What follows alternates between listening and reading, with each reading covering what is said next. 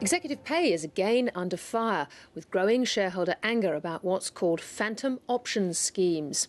This comes after a recent court case revealed Australia's leading engineering services company had such a scheme that shareholders didn't know about. Kirsten Vaness reports. It's been a tough year for Downer EDI, with costly delays to its train carriage project for Sydney, a big loss for the year and a failed court battle.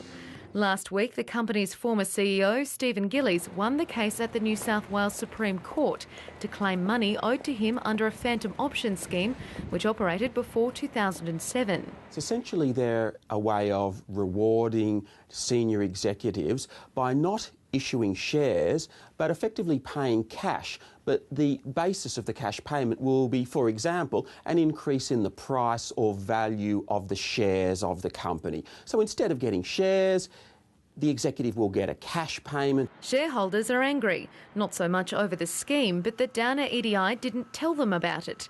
Justice Stephen Rothman said, "The scheme sought to give Mr Gillies all the benefits of a share option plan without shares ever being issued or options issued, and it was said, therefore, not to require reporting to the shareholders and all the ASX." I think these sorts of phantom share plans are quite legitimate. We do know that they're used in a number of companies. The court case also revealed legal advice indicated there was no requirement for the scheme to be disclosed in Downer EDI's annual reports. The Supreme Court case with Downer EDI shows that the board knew there could have been an issue with shareholders, thought there would be a public concern and sought a way to get around it. Stephen Gillies declined an interview but said the options issued to him were initially under a scheme that was disclosed to shareholders, but he says then a phantom option scheme replaced it.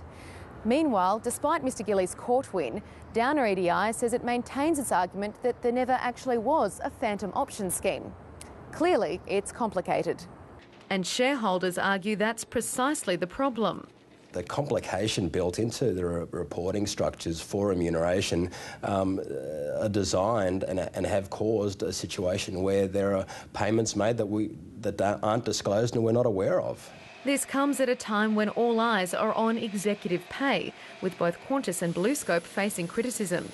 Well, I think in the current operating environment there's a general expectation that remuneration be fully disclosed to shareholders, particularly now that the law has progressively accorded to shareholders rights to vote on these matters. Corporate law expert Ian Ramsey says recent studies show executive pay is out of step with the current market climate. What the study showed was that the increase in remuneration for the CEOs of those companies vastly exceeded the share price performance of the companies over the same 10-year period. But a group which represents directors says the remuneration issue is no bigger now than it ever was. There's a constant pressure from the community and from shareholders to have greater disclosure of executive remuneration. Rightly, shareholders own the company and want to know what executives are being paid. That's not something that's new. It's not something that's going to go away. If they have performed to a superior level, then the board should take responsibility and be prepared to exercise discretion by awarding a bonus, a genuine bonus done transparently. It's a topic that's sure to heat up during the upcoming AGM season.